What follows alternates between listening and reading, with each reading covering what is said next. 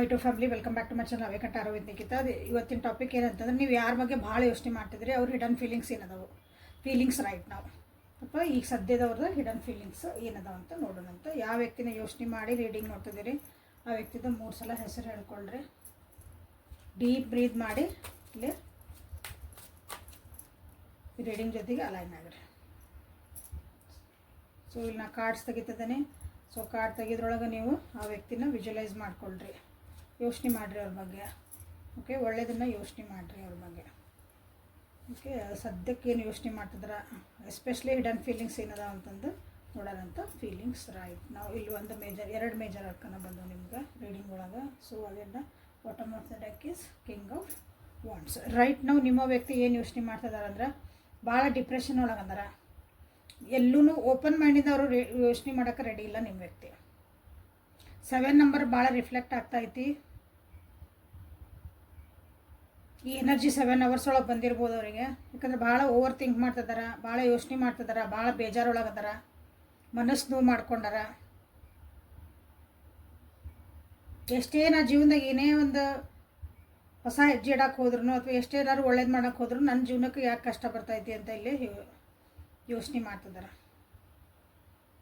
So but ಅದನ್ನೆಲ್ಲ ನಿಮಗೆ ಹೇಳಲ್ಲ ಅಥವಾ ಅದನ್ನ ತೋರಿಸ್ಕೊಡಲ್ಲ. ಹೊರಗಿಂದ ಭಾಳ ಚೆನ್ನಾಗಿ ಖುಷಿಯಾಗಿರ್ತಾರೆ.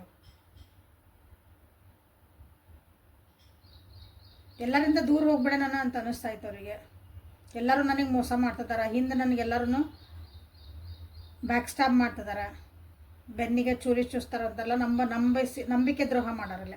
ನಮ್ಮವರೇ ಅನ್ನೋರೇ ನಮಗಿಲ್ಲೇ ಮೋಸ ಮಾಡ್ಯಾರ ಅಂತ ಅವ್ರಿಗೆ ಅನ್ನಿಸ್ತಾ ಐತಿ. ನನ್ನ ಜೀವನದಾಗ ಯಾಕೆ ನ್ಯಾಯ ಸಿಗಾಕತ್ತಿಲ್ಲ, ಇಷ್ಟೆಲ್ಲ ಅನ್ನಿಸ್ತಾ ಐತಿ. ಬಟ್ ಅವರಿಗೆ ಒಂದೇನು ಅರ್ಥ ಆಗಕತ್ತಿಲ್ಲ ಅಂದರೆ, ತಾವು ಏನು ಎನರ್ಜಿ ಹಾಕ್ತಿದಾರೆ ಅದಿಲ್ಲಿ ರಿಫ್ಲೆಕ್ಟ್ ಆಗ್ತಾ ಐತಿ ಅನ್ನೋದು ಅವರಿಗೆ ಅರ್ಥ ಆಗಿಲ್ಲ, ನಿಮ್ಮ ವ್ಯಕ್ತಿಗಿಲ್ಲ.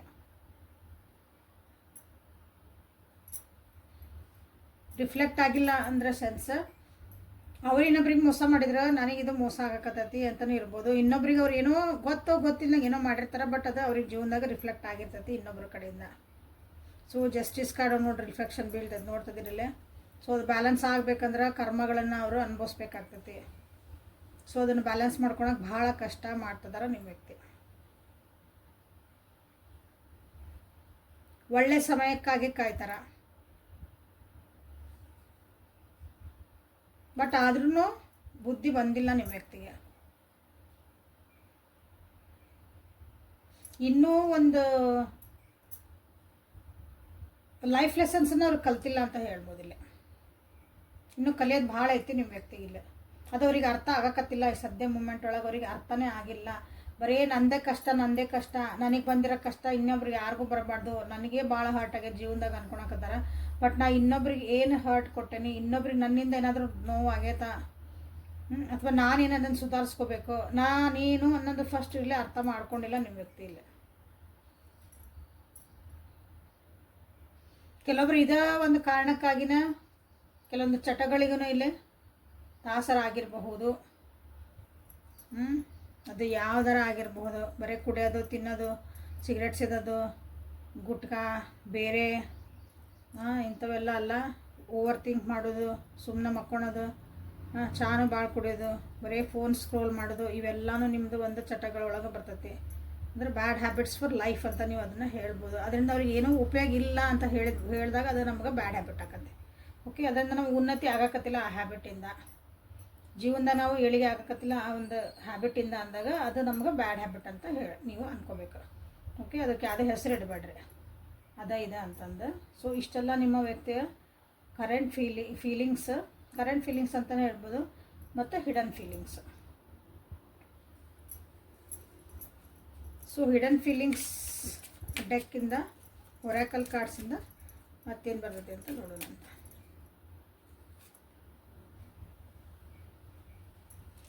ನಿಮ್ಮ ಕಡೆ ಅವ್ರು ಭಾಳ ಅಟ್ರಾಕ್ಷನ್ ಆಗ್ಯಾರ, ನಿಮ್ಮ ಕಡೆ ಭಾಳ ಒಲವು ಐತಿ.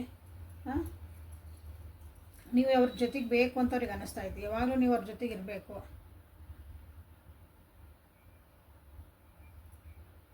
ಬಟ್ ನಿಮ್ಮದು ಕೆಲವೊಂದು ನೆಗೆಟಿವ್ ರೆಸ್ಪಾನ್ಸ್ ಅದಾವಲ್ಲ, ಅವರಿಗೆ ನಿಮ್ಮ ಜೊತೆಗೆ ಇರೋಕೆ ಬಿಡಾಕತ್ತಿಲ್ಲ ಅಂತ ಅವ್ರಿಗೆ ಅನ್ನಿಸ್ತೈತಿ. ಅವ್ರು ಏನೋ ಒಂದು ಕೇಳ್ತಾರೆ ಅಥವಾ ನೀವೇನೋ ಒಂದು ಕೇಳ್ತೀರಿ, ಅವ್ರು ಎಕ್ಸ್ಪೆಕ್ಟ್ ಮಾಡ್ದಂಗೆ ನಿಮ್ದು ರೆಸ್ಪಾನ್ಸ್ ಇರಂಗಿಲ್ಲ ಅಂದ್ಕೊಂಡಾಗೆಲ್ಲ ಅವ್ರಿಗೆ ನೆಗೆಟಿವ್ ಅನ್ನಿಸ್ತೈತಿ. ಓಕೆ, ನೆಗೆಟಿವ್ ರೆಸ್ಪಾನ್ಸ್ ಅಂತ ಯಾವುದಕ್ಕೆ ಅನ್ಬೋದು ನಾವು ಅಂದ್ರೆ, ನಾವು ಅಂದ್ಕೊಂಡಂಗೆ ನಮ್ಗಲ್ಲಿ ರಿಸಲ್ಟ್ ಬಂದಿಲ್ಲ ಅಂದ್ಕೊಂಡು ನಾವು ಅನ್ಕೊಂತೀವಿ ಅದು ನೆಗೆಟಿವ್ ಅಂತಂದು. ಬಟ್ ಅದನ್ನು ಅನಲೈಸ್ ಮಾಡೋಷ್ಟು ನಿಮ್ಗೆ ಶಕ್ತಿನೇ ಇಲ್ಲ ಅವರಿಗೆ, ನಿಮ್ಮ ವ್ಯಕ್ತಿಗೆ. ಅನಲೈಸ್ ಮಾಡಿ ಯಾಕೆ ನೀವು ಹಿಂಗೆ ಹೇಳ್ತಿದ್ದೀರಿ, ಯಾಕೆ ಹಿಂಗೆ ಮಾಡ್ತಿದ್ದೀರಿ, ಅದನ್ನು ಸ್ವಲ್ಪ ಅದನ್ನು ಅರ್ಥ ಮಾಡ್ಕೊಳಷ್ಟು ಈಗ ಸದ್ಯಕ್ಕೆ ಅವರಿಗೆ ಆ ಒಂದು ಮೂಡಿಲ್ಲ ಅಂತ ಹೇಳ್ಬೋದು. ಯಾಕಂದ್ರೆ ಅವ್ರು ಅನ್ಕೊಳಕತ್ತಾರ ನಂದು ಕಷ್ಟ ಭಾಳ, ನನ್ನನ್ನು ಯಾರು ಅರ್ಥ ಮಾಡ್ಕೊಳೋರು ಇಲ್ಲಿಲ್ಲ. ನೀವು ಭಾಳ ಎಮೋಷನಲಿ ಇದನ್ನು ಅಪ್ರೋಚ್ ಮಾಡೋಕೆ ಹೋಗ್ರಿ ಈ ವ್ಯಕ್ತಿನ, ಅವರು ಭಾಳ ಪ್ರಾಕ್ಟಿಕಲಿ ನಿಮ್ಮನ್ನು ಅಪ್ರೋಚ್ ಮಾಡೋಕೆ ಹೋಗ್ತಾರೆ ಇಲ್ಲಿ. ಸೊ ಇದು ಭಾಳ ಡಿಫ್ರೆನ್ಸ್ ಆಗೈತೆ ನಿಮ್ಮಿಬ್ಬರ ಮಧ್ಯೆ. ಬಟ್ ನಿಮ್ಮನ್ನು ಭಾಳ ಇಷ್ಟಪಡ್ತಾರೆ ಅವರು. ನಿಮ್ಮ ಜೊತೆಗೆ ಇದ್ದಿದ್ದ ಕ್ಷಣಗಳನ್ನು ಭಾಳ ಮಿಸ್ ಮಾಡ್ಕೊತಿದ್ದಾರೆ. ಅದು ಮರೆಯೋಕ್ಕೂ ಆಗಾಕತ್ತಿಲ್ಲ. ನಿಮ್ಮ ಜೊತೆಗೆ ಇದ್ದಿದ್ದೆಲ್ಲ ಒಂದು ಒಳ್ಳೆ ಕ್ಷಣಗಳನ್ನ ಮರೆಯೋಕೆ ಆಗಾಕತ್ತಿಲ್ಲ. ಓಕೆ, ಹಂಗೆ ನಿಮ್ಮ ಜೊತೆಗೆ ಇರೋಕ್ಕೂ ಆಗಾಕತ್ತಿಲ್ಲ. ಭಾಳ ಕನ್ಫ್ಯೂಸ್ ಅದಾರ. ಈ ರಿಲೇಷನ್ಶಿಪ್ ಒಳಗೆ ಮುಂದೆ ಏನಾಕತಿ ಎತ್ತಾಕತಿ, ಇದ್ರದ್ದು ಏನು ಗುರಿ, ನಮ್ದು ಎಲ್ಲಿಗೆ ಹೋಗಿ ನಿಂದಿರ್ಬೇಕಿದ್ದು ಅನ್ನೋದು ಏನೂ ಅವರಿಗೆ ಕ್ಲಾರಿಟಿ ಇಲ್ಲ. ಸೊ ಕನ್ಫ್ಯೂಸ್ ಅದಾರ. ನನಗೆ ಸ್ವಲ್ಪ ಟೈಮ್ ಬೇಕು ಅಂತ ಕೇಳ್ತದಾರೆ ನಿಮ್ಮ ವ್ಯಕ್ತಿ. ಸೊ ಅವ್ರಿಗೆ ಸ್ವಲ್ಪ ಟೈಮ್ ಕೊಟ್ಬಿಡ್ರಿ. ಯಾಕಂದ್ರೆ ಅವರ ಅಷ್ಟು ಕಿರಿಕಿರಿ ಒಳಗಿದ್ದಾಗ ನಿಮಗೇನು ಕ್ಲಾರಿಟಿ ಕೊಡೋಕ್ಕೆ ಸಾಧ್ಯ? ಯಾಕಂದ್ರೆ ಇಲ್ಲಿ ಇಬ್ಬರು ಅಪೋಸಿಟ್. ನೀವು ಎಮೋಷ್ನಲ್, ಅವ್ರು ಪ್ರಾಕ್ಟಿಕಲ್. ಅಲ್ಲಿ ಎಷ್ಟು ಡಿಫ್ರೆನ್ಸ್ ಆಯ್ತು. ನೀವು ಎಮೋಷ್ನಲಿ ಅಪ್ರೋಚ್ ಮಾಡಿದರೆ ಭಾವನೆಗಳಿಂದ ನೀವು ಒಂದು ರಿಲೇಷನ್ಶಿಪ್ಪನ್ನ ನೋಡೋಕೆ ಹೋಗ್ರಿ, ಅವ್ರು ಪ್ರಾಕ್ಟಿಕಲಾಗಿ ನೋಡೋಕೆ ಹೋಗ್ತಾರೆ, ಮಟೀರಿಯಲಿಸ್ಟಿಕ್ ಆಗಿ. ಸೊ ಇಲ್ಲೇ ಡಿಫ್ರೆನ್ಸ್ ಆಫ್ ಒಪಿನಿಯನ್ ಐತಿ, ಇಲ್ಲಿ ಭಾಳ ಐತಿ. ಹಾಗಾಗಿ ನಿಮ್ಮ ಜೀವನದ ಒಂದು ಡ್ರೀಮ್ಸೂ ಬೇರೆ ಬೇರೆ ಅದಾವು. ಸೊ ಅದು ಏನು ಎತ್ತು ಅನ್ನೋದವರಿಗೆ ಸ್ವಲ್ಪ ಟೈಮ್ ಬೇಕು. ಅವ್ರಿಗೆ ಗೊತ್ತು ನೀವು ಭಾಳ ಗುಡ್ ಪರ್ಸನ್ ಅದಿರಿ ಅಂತಂದರೆ. ಕೆಲವೊಂದು ಸಲ ಅನ್ನಿಸ್ತತಿ ದೇವರು ಅವ್ರು ನಿಮ್ಮನ್ನು ಕಾಪಾಡಿದ ಅವರ ಒಂದು ನೆಗೆಟಿವಿಟಿಯಿಂದ ಅಂತ ಅವರಿಗೆ ಅನ್ನಿಸ್ತತೆ. ಓಕೆ, ಸೊ ಇಲ್ಲೇ ಫಿಸಿಕಲ್ ಅಟ್ರಾಕ್ಷನ್ ಭಾಳ ಐತಿ ನಿಮ್ಮ ವ್ಯಕ್ತಿ ಕಡೆಯಿಂದ. ನೀವು ಎಷ್ಟು ಎಮೋಷ್ನಲ್ ಆಗಿ ಒಂದು ಸ್ಪಿರಿಚುವಲ್ ಆಗಿ ನೀವು ಅವ್ರನ್ನ ಅಪ್ರೋಚ್ ಮಾಡೋಕೆ ಹೋಗಿರಿ. ನೀವೊಂದು ಸೋಲ್ಮೇಟ್ ಆಗಿ ಅವರಿಗೆ ನೀವು ಹೆಲ್ಪ್ ಮಾಡೋಕೆ ಹೋಗಿರಿ. ಅವ್ರು ನಿಮ್ಗೊಂದು ಕಾರ್ಮಿಕ್ ಆಗಿ ವಾಪಸ್ ನಿಮ್ಗೊಂದು ರೆಸ್ಪಾನ್ಸ್ ಮಾಡ್ತಾರಂತ ಇಲ್ಲಿ ಹೇಳ್ಬೋದು. ಸೊ ಇದು current feelings of your person and hidden feelings of your person on your mind. Angels ನಿಮ್ಗೆ ಏನು ಗೈಡೆನ್ಸ್ ಕೊಡ್ತಿದಾರಂತ ನೋಡೋಣ ಅಂತ ಇವತ್ತು. ಕ್ಲಾಸಸ್ ಸ್ಟಾರ್ಟ್ ಮಾಡೀನಿ, ಸಾಲ್ಟ್ ರೆಮಿಡಿದೆ, ಎನ್ರೋಲ್ ಮಾಡ್ಕೊರಿ. ಜಸ್ಟ್ 399 ಐತಿ. 2 days ವರ್ಕ್ಶಾಪ್ ಇರ್ತೈತಿ. ಭಾಳ ಉಪಯೋಗ ಐತದ. ಯಾಕಂದ್ರೆ ಎಲ್ಲರೂ ತಮ್ಮನ್ನು ಪ್ರೊಟೆಕ್ಟ್ ಮಾಡ್ಕೋಬೇಕು ಈಗಿನ ಒಂದು ಕಾಲಮಾನ ಒಳಗೆ.